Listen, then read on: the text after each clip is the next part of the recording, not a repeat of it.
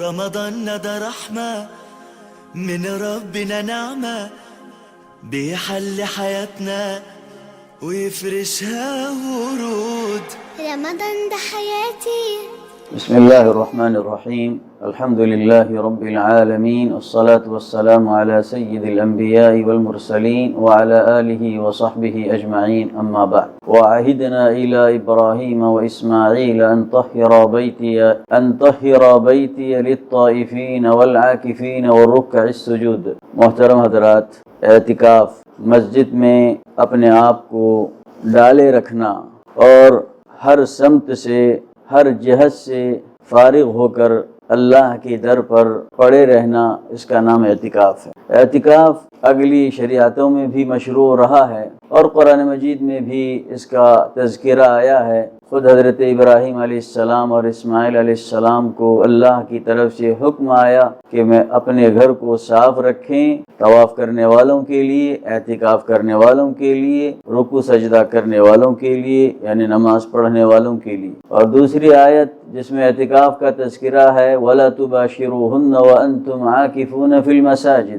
مسجد میں اعتکاف کرنے والوں کے لیے ایک مخصوص عمل سے روک دیا گیا ہے، مباشرت سے روکا گیا ہے اور اس کو اعتکاف کے منافی قرار دیا گیا ہے۔ حضرت عائشہ صدیقہ رضی اللہ عنہا سے روایت ہے کہ رسول اکرم صلی اللہ علیہ وسلم رمضان کے آخری عشرے کا اعتکاف فرماتے تھے۔ کان رسول اللہ صلی اللہ علیہ وسلم یعتکف العشر الاواخر من رمضان حتی توفاہ اللہ۔ خصوصاً رمضان کے مہینے کے آخری عشرے کا اعتکاف سنت مؤکدہ قرار دیا گیا ہے۔ لہذا امام زہری فرماتے ہیں، عجبا للمسلمین ترکوا الاعتکاف، مسلمانوں پر تعجب ہے کہ انہوں نے اعتکاف کو چھوڑ دیا، حالانکہ رسول اکرم صلی اللہ علیہ وسلم جب مدینے میں داخل ہوئے اس وقت سے لے کر آخری زندگی کے آخری لمحے تک اعتکاف کرتے رہے، یعنی موت تک اعتکاف کرتے رہے رمضان مبارک کے آخری عشرے کا۔ تو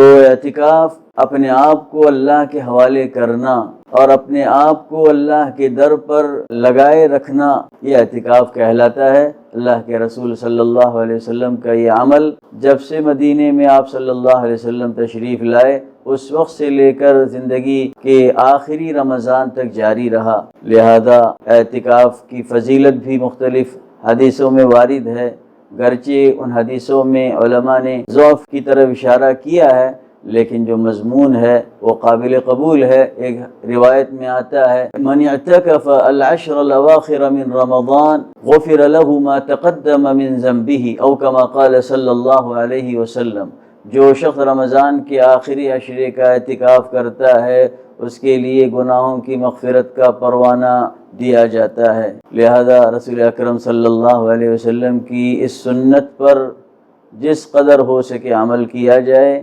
اعتکاف در حقیقت اپنے نفس کو، اپنے دل کو اور اپنے ذہن و دماغ کو غیر ضروری کاموں سے فارغ کر کے اللہ کی عبادتوں کے اندر مشغول رکھنے کا نام ہے۔ لہذا ان کاموں سے اعتکاف میں بچا جائے جن کاموں کے ذریعے سے اللہ کی طرف سے توجہ ہٹتی ہو، اور ان کاموں سے بچا جائے جن کی وجہ سے عبادت کے اندر خلل پیدا ہوتا ہو۔ تنہائی کا اہتمام کیا جائے اور خلوت کا اہتمام کیا جائے، تاکہ اللہ کے ذکر میں اور اللہ کی کتاب کی تلاوت میں اور اللہ کی عبادت میں ایک طرح سے لطف آنے لگے اور لذت اور حلاوت محسوس ہونے لگے۔ اور اعتکاف اتنی بڑی عبادت ہے کہ ایک حدیث میں اسے حج مقبول اور مقبول عمرے کا ثواب بھی اس کے لیے وارد ہوا ہے۔